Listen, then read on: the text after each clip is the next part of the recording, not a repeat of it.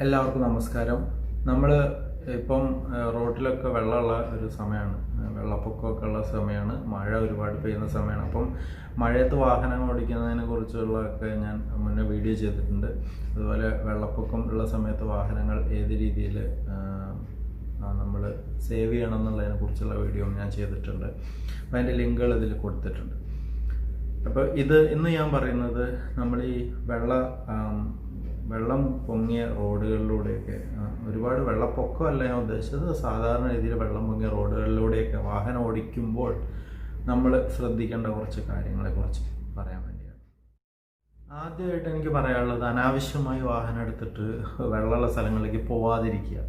അത്യാവശ്യ കാര്യങ്ങളിൽ മാത്രം വെള്ളമുള്ള സ്ഥലങ്ങളിൽ വാഹനം, ഇപ്പോൾ മഴ കാണാനും ആ രീതിയിലൊന്നും വാഹനം ഓടിച്ച് പോകാതിരിക്കുക, എന്നിട്ട് വാഹനം നശിപ്പിക്കാതിരിക്കുക. പിന്നെന്ന് വെച്ചാൽ നമ്മളെപ്പോഴും ടയർ സുരക്ഷിതമായിട്ട് ഇതാക്കണം. ടയറിൻ്റെ ഗ്രിപ്പിങ്ങും കാര്യങ്ങളൊക്കെ നമ്മൾ ശ്രദ്ധിക്കണം. ടയർ മോശമാണെങ്കിൽ നമ്മളിത് മാറ്റണം, അല്ലെങ്കിൽ അതിനുള്ള വെള്ളത്തിൽ കൂടെ ഓടിക്കുമ്പോൾ ഗ്രിപ്പിങ്ങും കാര്യങ്ങളിലൊക്കെ ബുദ്ധിമുട്ടുണ്ടാക്കും.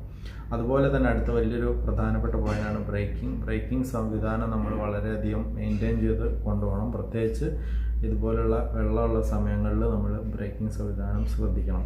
വെള്ളത്തിൽ കൂടെ ഓടിച്ചു കഴിഞ്ഞാൽ അത് പല രീതിയിലും റെസ്റ്റും അതുപോലെയുള്ള ബാക്കിയുള്ള കാര്യങ്ങൾ പിന്നീട് ഉണ്ടാക്കാൻ സാധ്യതയുണ്ട്. അതുകൊണ്ട് നമ്മൾ മെയിൻ്റനൻസ് വളരെ ശ്രദ്ധിക്കേണ്ടത്. അതുപോലെ തന്നെ വെള്ളത്തിൽ നമ്മൾ ഓടിക്കുമ്പോൾ സഡൻ ബ്രേക്ക് ചെയ്യുന്നത് അവോയ്ഡ് ചെയ്യാം.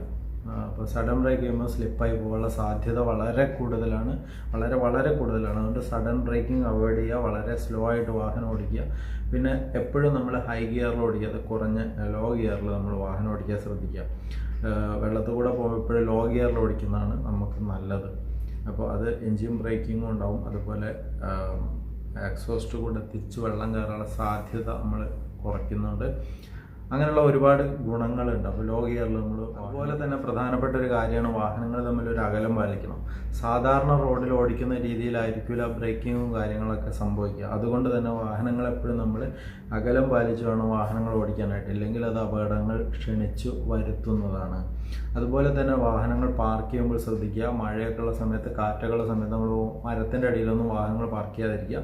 മരമൊക്കെ ഒടിഞ്ഞു വീണ് കഴിഞ്ഞാൽ വാഹനത്തിന് കേടുപാട് സംഭവിക്കാൻ സാധ്യതയുണ്ട്. അതുപോലെ വെള്ളം കയറി വരുന്ന സ്ഥലങ്ങളിൽ നമ്മൾ പാർക്കിംഗ് ഒഴിവാക്കുക.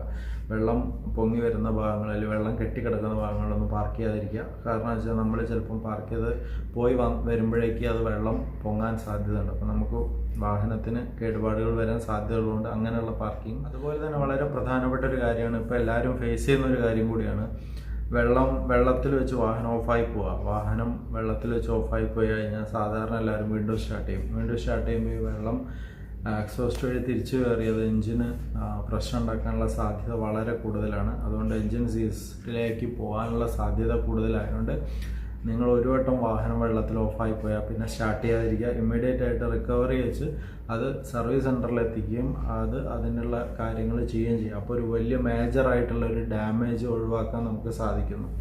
അപ്പോൾ അത് നമ്മൾ വളരെ ശ്രദ്ധിക്കണം. വാഹനം വെള്ളത്തിൽ വെച്ച് ഓഫായി പോയാൽ വാഹനം വീണ്ടും സ്റ്റാർട്ട് ചെയ്യാതിരിക്കുക, ഇമ്മീഡിയറ്റ് ആയിട്ട് അത് വർക്ക്ഷോപ്പിൽ എത്തിക്കുക. അപ്പോൾ ഇങ്ങനെയുള്ള കുറച്ച് ചെറിയ പോയിന്റുകളാണ് ഞാൻ പറഞ്ഞത്. അപ്പം ഇത് എല്ലാവർക്കും ഉപകാരപ്പെട്ടെന്ന് വിചാരിക്കുന്നു. ഉപകാരപ്പെട്ടാൽ നിങ്ങൾ മറ്റുള്ളവരുടെ അറിവിലേക്കായി ഷെയർ ചെയ്യുക. നന്ദി, നമസ്കാരം.